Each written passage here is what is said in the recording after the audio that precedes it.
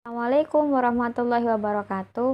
Halo teman-teman, pada kesempatan kali ini kami dari kelompok 4 yang beranggotakan Indra Jaya, Humaira Fatma Wahida, dan Windy Aulia akan membahas mengenai materi revolusi besar dunia dan pengaruhnya terhadap umat manusia.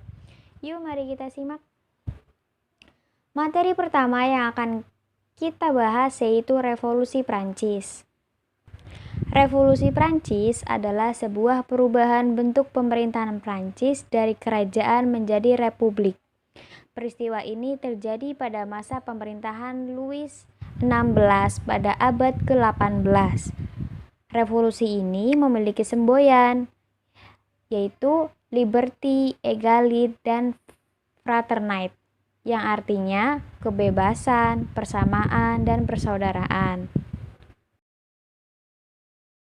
Adapun hal-hal yang melatar belakangi terjadinya revolusi Prancis, yang pertama yaitu kondisi politik yang semakin memburuk, yang kedua keadaan ekonomi dan kesewenang-wenangan raja, yang ketiga kehidupan sosial, yang keempat kemunculan dan perkembangan paham baru, dan yang terakhir pengaruh perang kemerdekaan Amerika.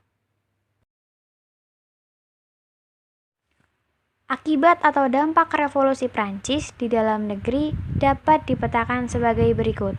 Yang pertama dalam bidang politik. Revolusi Prancis membawa perubahan dalam sistem pemerintahan yang semula berupa monarki absolut menjadi pemerintahan yang demokratis. Hak asasi manusia diakui dan dihormati. Konstitusi dan undang-undang dasar merupakan kekuasaan yang tertinggi. Di bidang kedua yaitu dari bidang ekonomi. Beberapa akibat adanya revolusi Prancis dalam bidang ekonomi sebagai berikut. Yang pertama yaitu petani menjadi pemilik tanah kembali. Yang kedua, penghapusan pajak feudal. Yang ketiga, penghapusan gilde. Dan yang terakhir, timbulnya industri besar. Kemudian yang terakhir yaitu bidang sosial. Akibat-akibat dalam bidang sosial antara lain dihapuskannya feudalisme, adanya susunan masyarakat yang baru, dan adanya pendidikan dan pengajaran yang merata untuk semua lapisan masyarakat. Lanjut ke materi yang kedua, yaitu mengenai revolusi Amerika. Pada saat terjadinya revolusi Amerika, terdapat hal-hal yang sangat menarik untuk dibahas. Di antaranya, pemerintah Inggris mulai menerapkan berbagai macam undang-undang yang lebih mengutamakan kepentingan negara induk, seperti undang-undang teh, undang-undang gula, undang-undang kopi, dan sebagainya. Semua itu jelas merupakan usaha pemerintah Inggris untuk memperkuat kekuasaan di tanah koloni. Adapun sebab-sebab timbulnya revolusi Amerika adalah sebagai berikut. Yang pertama, adanya paham kebebasan dalam politik. Yang kedua, adanya paham kebebasan dalam perdagangan. Yang ketiga, adanya berbagai macam pajak, dan yang terakhir yaitu adanya peristiwa The Boston Party. Akibat atau dampak yang dirasakan setelah terjadinya revolusi Amerika adalah membuka mata dunia bahwa kekuatan persatuan dan penghargaan atas hak-hak asasi manusia, kemerdekaan dapat diperoleh. Namun, bukan berarti kemerdekaan dapat diperoleh secara cuma-cuma. Kemerdekaan harus diraih dengan usaha sendiri dan pantang menyerah. Oke teman-teman, materi selanjutnya yang akan kita bahas adalah revolusi Rusia. Adapun sebab-sebab terjadinya revolusi Rusia antara lain sebagai berikut. Yang pertama, pemerintahan Tsar Nicholas II yang reaksioner. Tsar Nicholas II mengizinkan terbentuknya Duma atau daerah perwakilan rakyat Rusia. Namun keberadaannya hanyalah sandiwara belaka. Pemilihan anggota Duma dilakukan dengan pura-pura karena pada praktiknya anggota Duma adalah orang-orang pro pemerintahan Tsar. Hasil-hasil rapat dan rekomendasi Duma kepada Tsar tidak pernah dihiraukan. Yang kedua, susunan pemerintahan Tsar yang buruk.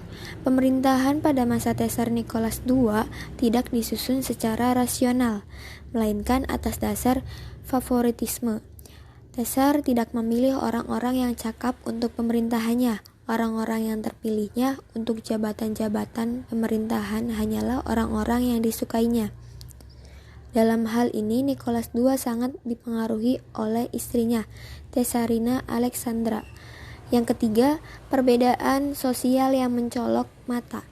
Kondisi kehidupan antar kedua golongan masyarakat di Rusia pada masa itu sangat jauh berbedanya. Tsar dan para bangsawan hidup mewah dan kaya raya, sementara rakyat, terutama petani dan buruh, sangatlah miskin dan sengsara. Yang keempat, persoalan tanah. Yang kelima yaitu kekalahan perang. Keikutsertaan Rusia dalam Perang Dunia Pertama mendapatkan sambutan dingin dari rakyatnya. Peperangan yang tidak didukung oleh rakyat tentu menghasilkan kekalahan. Kekalahan besar Rusia, pertempuran di Tanebreng dan di sekitar danau-danau wilayah Masuri semakin mengecewakan hati dan melenyapkan kepercayaan rakyat kepada Tsar. Rakyat mulai jenuh pada peperangan dan menginginkan kedamaian. Oke teman-teman, selanjutnya ada juga Revolusi Cina.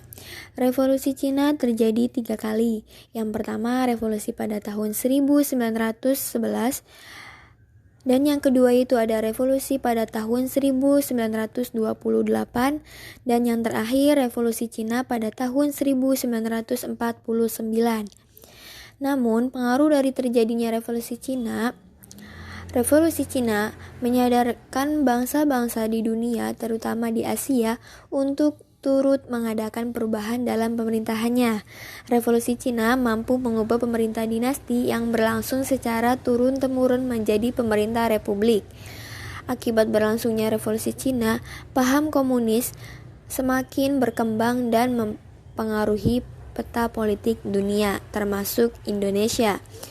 Dari Cina, paham komunis menyebar ke berbagai negara Asia seperti Vietnam, Kamboja, dan Indonesia. Revolusi industri terjadi pada periode antara tahun 1760 sampai 1850, di mana terjadinya perubahan secara besar-besaran di bidang pertanian, manufaktur, pertambangan, transportasi, dan teknologi, serta memiliki dampak yang mendalam terhadap kondisi sosial, ekonomi, dan budaya di dunia. Revolusi ini menyebabkan terjadinya perkembangan besar-besaran yang terjadi pada semua aspek kehidupan manusia. Singkatnya, revolusi industri adalah masa di mana pekerjaan manusia di berbagai bidang mulai digantikan oleh mesin. Revolusi industri dimulai dari Britania Raya dan kemudian menyebar ke seluruh Eropa Barat, Amerika Utara, Jepang, dan menyebar ke seluruh dunia. Revolusi industri menimbulkan adanya imperialisme modern yang bertujuan mencari bahan mentah, tenaga kerja murah, dan pasar bagi hasil produksi. Perdagangan bebas melahirkan konsep liberalisme. Hal ini mengimbas pada negara-negara koloni, seperti juga wilayah-wilayah di Asia yang menjadi jajahan bangsa Eropa, termasuk Indonesia.